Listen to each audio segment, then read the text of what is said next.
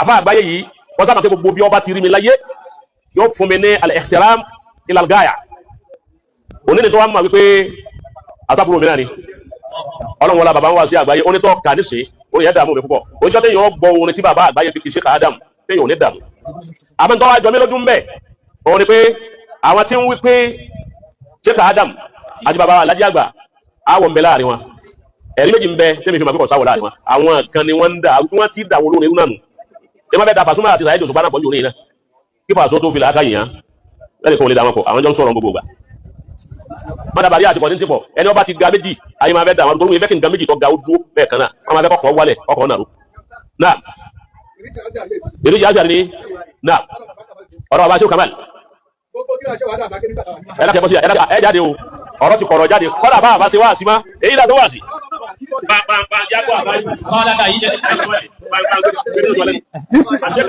Salaudeen Aláwo mo wọ Ibtidayi ní 1976 ní Azari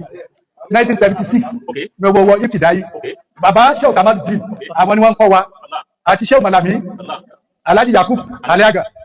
wọ́n pọ̀ bẹ́ẹ̀ nígbà tá a bá kúrò ní Ibtidayi nílé bàbá tí wọ́n sọ di Zumura nísìn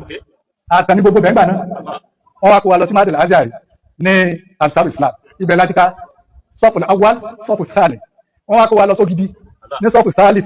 àwa laaru blọ́ọ̀kù Jamiatu Muhammad Kamaluddin àwọn mẹ́tì wa ní National Mission òní Abdulmumin Anafi Ayara àjọpa ní 1981 ni gbogbo àwọn oníkùnkéwu Sheikh Mustapha Adéoyè gbogbo wa Madil Azari lọ bàbá ìlè jẹ́rìí àwọn bàbá wa lè jẹ́rìí sí túmọ̀ sọ nígbà táwọn wà ní Ibtidayi gbogbo tíra Sheikh Adam là ń kọ́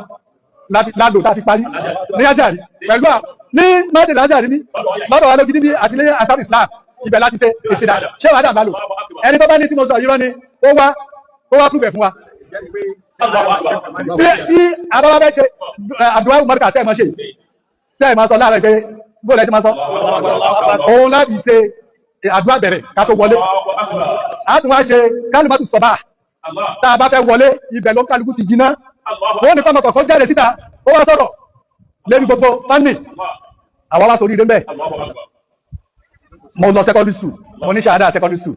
mo lọ college of education mo parí mo lọ Jamiatu Ahmadu Bello Zaria prestigious university in Nigeria mo parí Islamic studies mo ṣe mo wá ṣe masters ní University of Ilorin mo lò 35 years in service ní kitchen mo ṣe HM mo ṣe principal wọ́n wá deploy mi lọ sí Ministry of Education Quality Assurance Bureau àwa là ń ṣe inspection fún schools both public and primary schools I retire as a director ní year 2020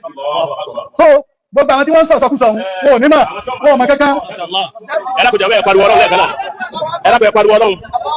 ẹlẹ́kùnjà pariwo ọlọ́run sí ẹ wo tẹ̀sí dínkù ọ̀rọ̀ tẹ̀ ń sọ ẹni bá ní bàbá wa Sheikh Adam àti bàbá Alhaji Àgbà tọ́ba láwọ̀ ń bẹ láàrin wa ẹ wà fún lẹ́rìí méjì ọ̀kan nìyà yìí ẹlẹ́ẹ̀kejì nígbà tí Sheikh Adam kú títí tí bàbá Alhaji Àgbà fi jáde láyé ni wọ́n máa sọ wípé àwọn àti Sheikh Adam ò lè má ríra wọn ẹ tọ́ wọn aláwọ̀ ẹsẹ̀ fún kábítìnì pẹ̀lú Alhaji Adam ayẹsẹ̀ fún kábítìnì lẹ́sìn ẹ gbọ́.